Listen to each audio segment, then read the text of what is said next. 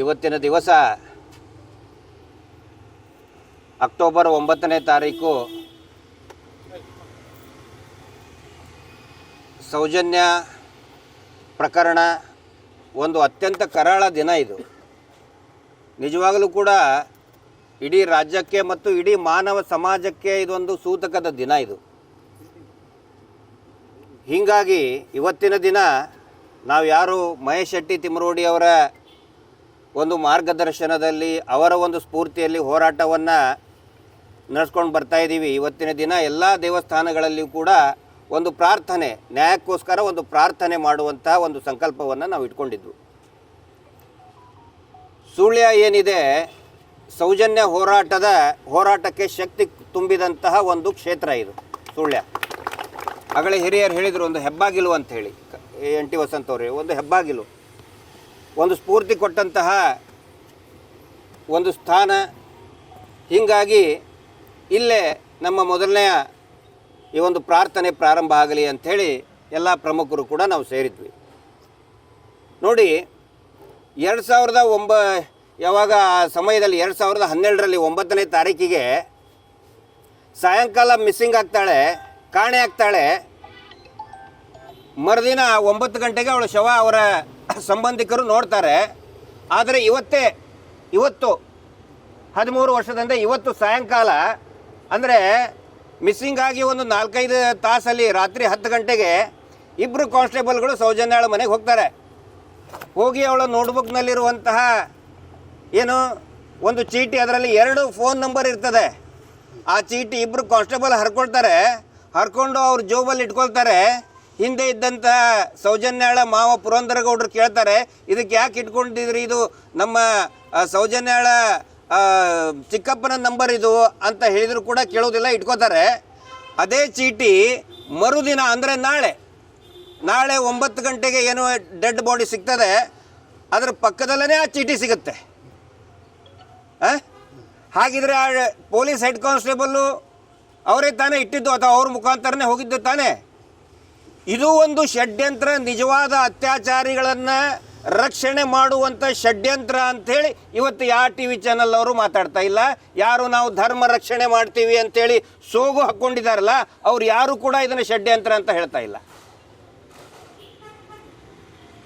ಸಂತೋಷ್ ರಾವ್ 11ನೇ ತಾರೀಕಿಗೆ ಸಿಗ್ತಾನೆ.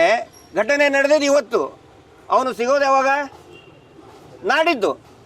ಅಂದರೆ 2 ದಿನ ಇಲ್ಲೇ ಇರ್ತಾನೆ, ಅಲ್ಲೇ ಧರ್ಮಸ್ಥಳದಲ್ಲಿ ಕೂತಿರ್ತಾನೆ ಅತ್ಯಾಚಾರ ಮಾಡಿದವನು.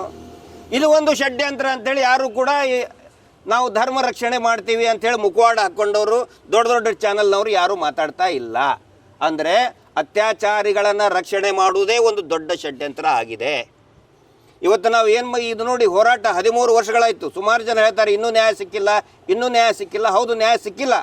ಆದರೆ ಒಂದು ನಾವೆಲ್ಲರೂ ಗಮನಿಸಬೇಕು, ಕಳೆದ 13 ವರ್ಷಗಳಲ್ಲಿ ಈ ಅತ್ಯಾಚಾರಿ ಕುಟುಂಬದ ಎಲ್ಲ ಹಗರಣಗಳು ಕೂಡ ಜನಸಾಮಾನ್ಯರ ಮುಂದೆ ಬಂದಿದೆ. ಅವರು ಮಾಡ್ತಾ ಇರುವಂಥ ಮೀಟರ್ ಬಡ್ಡಿ ದಂಧೆ ಯಾರಿಗೂ ಧ್ವನಿ ಎತ್ತಕ್ಕಾಗ್ತಾನೆ ಇರಲಿಲ್ಲ. ಯಾರಿಗೂ ಕೂಡ ಇದು ಅನ್ಯಾಯ ಅಂದರೂ ಕೂಡ ಧ್ವನಿ ಎತ್ತಕ್ಕಾಗ್ತಿರಲಿಲ್ಲ. ಆದರೆ ಈ ಹೋರಾಟದ ಒಂದು ಪ್ರತಿಫಲವಾಗಿ ಹೌದು ಇದೊಂದು ಅನ್ಯಾಯ ಅಂತ ಹೊರಗಡೆ ಬಂತು.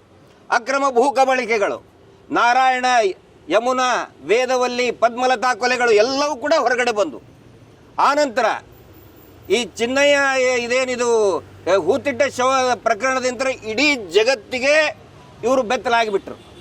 ಅಂದರೆ ಹಂತವಾಗಿ ಬಂಗಲೆಗುಡ್ಡೆಯಲ್ಲಿ ಕಡಿಮೆ ಅಂದರೂ ಒಂದು 20ಕ್ಕಿಂತನೂ ಜಾಸ್ತಿ ಸಿಕ್ಕಿದೆ. ಯಾರು ಹೂತಾಕಿದ್ರು ಅದನ್ನು? ಅಂದರೆ ಇವರ ಒಂದು ಏನಿದೆ ಮುಖವಾಡ ಎಲ್ಲವೂ ಕೂಡ ಬಯಲಾಗಿದೆ 13 ವರ್ಷಗಳಲ್ಲಿ. ಅದಕ್ಕಾಗಿ ಹಿರಿಯರು ಹೇಳಿದರು 13 ವರ್ಷ ಬೇಕಾಯಿತು ಅಂತೇಳಿ. ಬರುವಂಥ ದಿನಗಳಲ್ಲಿ ಅವರು ಜೈಲಿಗೆ ಹೋಗೋದು ನಿಶ್ಚಿತ, 100ಕ್ಕೆ 100 ಅತ್ಯಾಚಾರಿ ಕುಟುಂಬ ಹೋಗೋದು ನಿಶ್ಚಿತ. ನಾನು ಒಂದು ಕೇಳ್ತಾ ಇದ್ದೀನಿ ಮಾಧ್ಯಮದವ್ರಿಗೆ, ಈಗ ನಮ್ಮನ್ನು ಆರೋಪಿ ಮಾಡಿದ್ರಲ್ಲಪ್ಪ ನೀವು, ಏನೋ ಬುರುಡೆ ಗ್ಯಾಂಗೋ ಸಂಜೆ ಏನೋದು ಷಡ್ಯಂತ್ರ ಮಾಡಿದ್ರು ಅಂತೇಳಿ ನಾವು ನಿಲ್ಲಿಸಿ ಅಂತ ನಾವು ಹೇಳಬೇಕು. ಆದರೆ ನಾವೇನು ಹೇಳ್ತಾ ಇದ್ದೀವಿ ಇವತ್ತು, SIT ಇನ್ನೂ ಕೂಡ ತನಿಖೆ ಮಾಡಲಿ, ವಿಸ್ತೃತವಾಗಿ ಮಾಡಲಿ ಅಂತ ಹೇಳ್ತಾ ಇದ್ದೀವಿ. ಆದರೆ ಅವರು ಇನ್ನೂ 1 ವಾರದಲ್ಲಿ ಮುಚ್ಚಿ ಹೋಗಿಬಿಡುತ್ತೆ, SIT ಬಂದ್ ಮಾಡಿಬಿಡ್ಬೇಕು ಅಂತ ಅವ್ರು ಹೇಳ್ತಾ ಇದ್ದಾರೆ. ಅವ್ರು ಯಾಕೆ ಕನಸು ಕಾಣಬೇಕು? ನಾವು ಹೇಳ್ಬೇಕು ತಾನೇ ಅದನ್ನು. ನಮ್ಮ ಮೇಲೆ ಇವರು ಆರೋಪ ಮಾಡ್ತಾ ಇದ್ರೆ ನಾವು ಹೇಳ್ಬೇಕಾಗಿದಪ್ಪ ಮುಚ್ಚಿಬಿಡ್ರಿ ಅಂತೇಳಿ ನಾವು ಹೇಳ್ತಾ ಇಲ್ಲ. ನಾವು ಇನ್ನೂ SITಗೆ ಸಂಪೂರ್ಣ ಸ್ವಾತಂತ್ರ್ಯ ಕೊಡಬೇಕು, ಸಂಪೂರ್ಣ ಅಧಿಕಾರವನ್ನು ಕೊಡಬೇಕು. ಈ ಕೊಲೆಗಡಕ ಕುಟುಂಬ ಜೈಲಿಗೆ ಹೋಗುವವರೆಗೂ ಕೂಡ SIT ತನಿಖೆ ಆಗಲೇಬೇಕು ಅನ್ನುವಂಥ ಒಂದು ಡಿಮಾಂಡನ್ನು ನಾವು ಮಾಡ್ತಾ ಇದ್ದೀವಿ. ಎಲ್ಲ ಸೌಜನ್ಯ ಹೋರಾಟಗಾರರಿಗೆ ನಾನು ವಿನಂತಿ ಮಾಡ್ಕೊಳ್ತಾ ಇದ್ದೀನಿ, ದಯವಿಟ್ಟು ಈ ಅಪಚಾರಕ್ಕೆ ಅವಮಾನಕ್ಕೆ ಹೆದರಬೇಡಿ. ಯಾವುದಾದ್ರೂ ಒಂದು ಸಾಮಾಜಿಕ ಬದಲಾವಣೆ ಆಗಬೇಕು ಅಂತ ಹೇಳಿದರೆ ಅಪಚಾರ ಅನ್ನೋದು ಸಹಜ.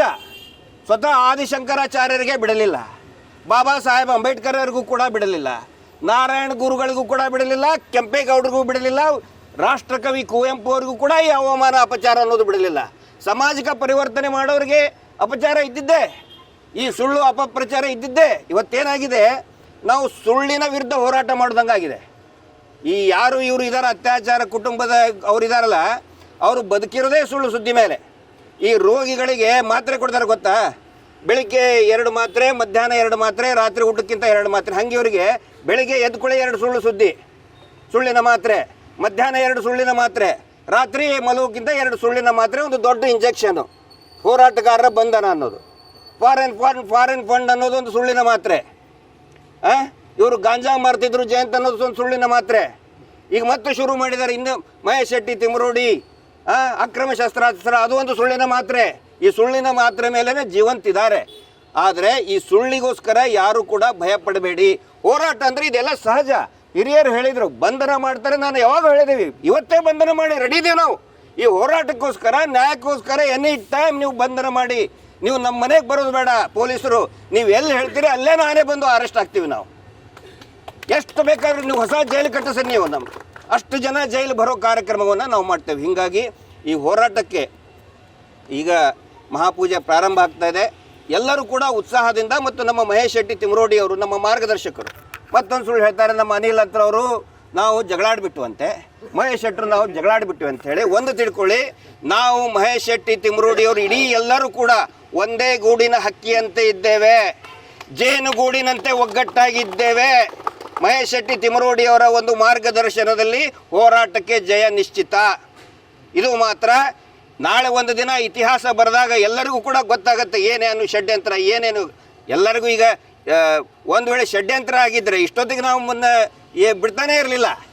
ಫಾರಿನ್ ಫಂಡು ಎಲ್ಲಿ ಸಿಕ್ತು? ಒಂದೇ ₹1 ಫಾರಿನ್ ಫಂಡ್ ಸಿಗಲಿಲ್ಲ. ಹೀಗಾಗಿ ಯಾರು ಕೂಡ ಅಧೀರರಾಗಬೇಡಿ.